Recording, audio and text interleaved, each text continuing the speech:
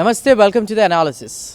BRS అధినేత కేసీఆర్ కుమార్తె MLC కవిత మనం చూస్తూనే ఉన్నాం పరిణామాలన్నీ కూడా. అంటే ఫస్ట్గా ఈడీ నుంచి సమన్లు, తర్వాత అరెస్టులు, తర్వాత విచారణ ఒక్కొక్కటిగా జరుగుతూనే ఉన్నాయి. మరోవైపు కవితకు సంబంధించిన కీలక ఇన్ఫర్మేషన్ అంతా కూడా బయటకు వస్తూనే ఉంది. ఢిల్లీ లిక్కర్ స్కామ్కి సంబంధించి కవిత ఆరోపణలు ఎదుర్కొంటున్నారు. దీనికి సంబంధించి ఆమె అరెస్ట్, ఇది అక్రమ అరెస్ట్ అంటూ కూడా కవిత చెప్పడం, తర్వాత ఆమె సన్నిహితులు వీళ్ళందరూ చెప్పడం, తర్వాత కేటీఆర్, హరీష్ రావు ఒక అధికారి వస్తే ఫైట్ చేసిన తీరు, అంటే ప్రశ్నలు కురిపించడం, ఇవన్నీ మనం చూస్తూ వస్తున్నాం. ఇది అక్రమ అరెస్ట్ కావాలనే చేశారంటే చెప్తున్నారు. తర్వాత మరి ఎందుకు కోర్టుకు సంబంధించి కూడా కొన్ని విత్డ్రాల్ తీసుకోవడం, కేసు వెనక్కి తీసుకోవడం, ఇవన్నీ కూడా చేస్తున్నటువంటి పరిస్థితి.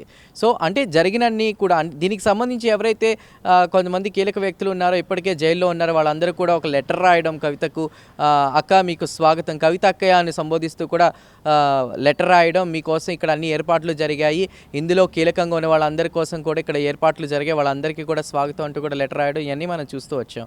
అయితే ఈడీ ఎప్పటికప్పుడు కూడా కస్టడీకి కోరి, తర్వాత ఒక 3 రోజుల కస్టడీ, అది పూర్తయ్యేసరికి కోర్టులో సబ్మిట్ చేసి మళ్ళీ కేసుకి సంబంధించి విచారణ చేయాలంటూ కూడా మళ్ళీ కస్టడీ కోరి, ఇట్లా జరుగుతూ వస్తుంది. మరి రేపు కవితని మళ్ళీ కోర్టులో, రౌజ్ అవెన్యూ కోర్టులో కూడా హాజరుపరచనున్నారు.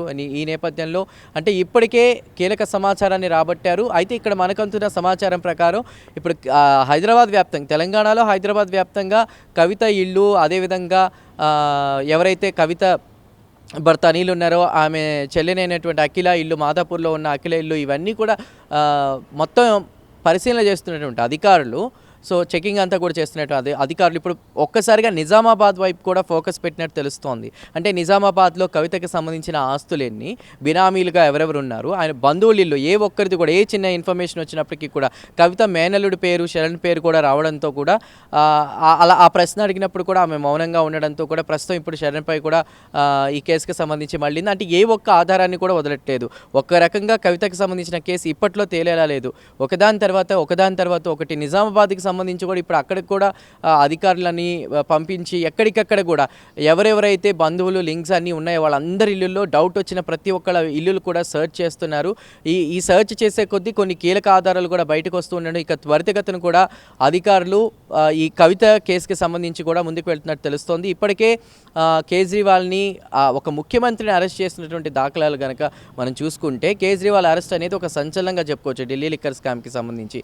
మరి ఇప్పుడు అటు కేజ్రీవాల్ని, కవితని కూడా ఇద్దరిని ఒకేసారి కూర్చోబెట్టి ఎంక్వైరీ చేసే అవకాశాలు, ఎక్కడికక్కడ క్రాస్ చెక్ చేసుకుంటున్నారు ఇంకా ఎవరెవరు ఉన్నారు. అంటే మొదట్లో అక్రమ అరెస్ట్ అంటూ చెప్పినటువంటి కవిత, అవును 100 కోట్ల సంబంధించి కూడా లావాదేవీలు జరిగాయి అనేది నిజమే అని ప్రూవ్ అవ్వడంతో మరి ఇప్పుడు అటు ఒక రకంగా కవితకి సంబంధించినటువంటి ఆయన తండ్రి ఎవరైతే ఉన్నారో మాజీ సీఎం కేసీఆర్ సైలెంట్గా ఉన్నటువంటి పరిస్థితి, ఎలాంటి వ్యాఖ్యలు చేయలేదు. మరి లోక్సభ ఎన్నికలు వస్తున్న నేపథ్యంలో ప్రచారాల పర్వంగా భాగంగా దీని గురించి ఏమైనా మాట్లాడతారా, అది కూడా డౌటే.